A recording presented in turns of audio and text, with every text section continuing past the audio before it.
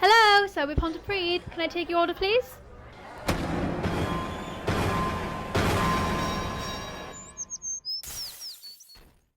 Anthony Joshua against Tyson Fury. We still haven't had an official announcement yet, but it's looking likely to happen in the summertime. What's your thoughts on that fight, Robin?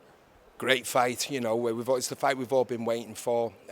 Joshua Fury, two of the the best heavyweights,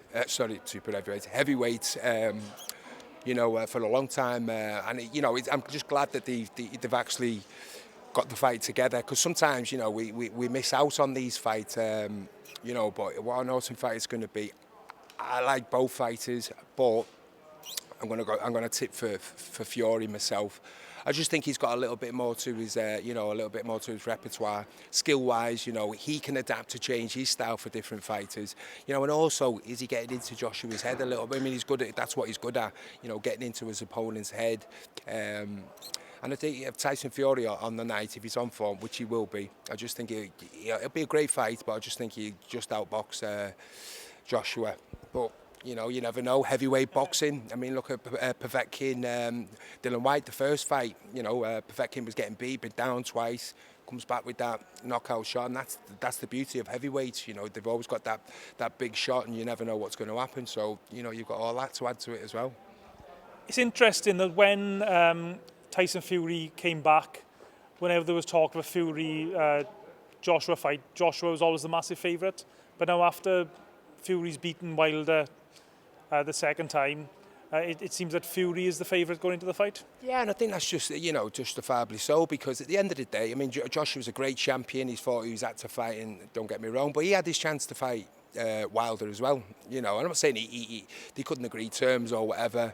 Tyson, I'll do it. Do you know what I mean? And he stepped in and he showed, what a great champion he is, and he didn't shy away from the fight. He did the rematch as well. So going off who, the better fight and the better opponent, you've got to go for Tyson Fury, on recent wins and that. But yeah, and I just think he's got that more, to add to his bag as well. That the fact that he's been in with the better fighters, or the current challengers at the time, should we say.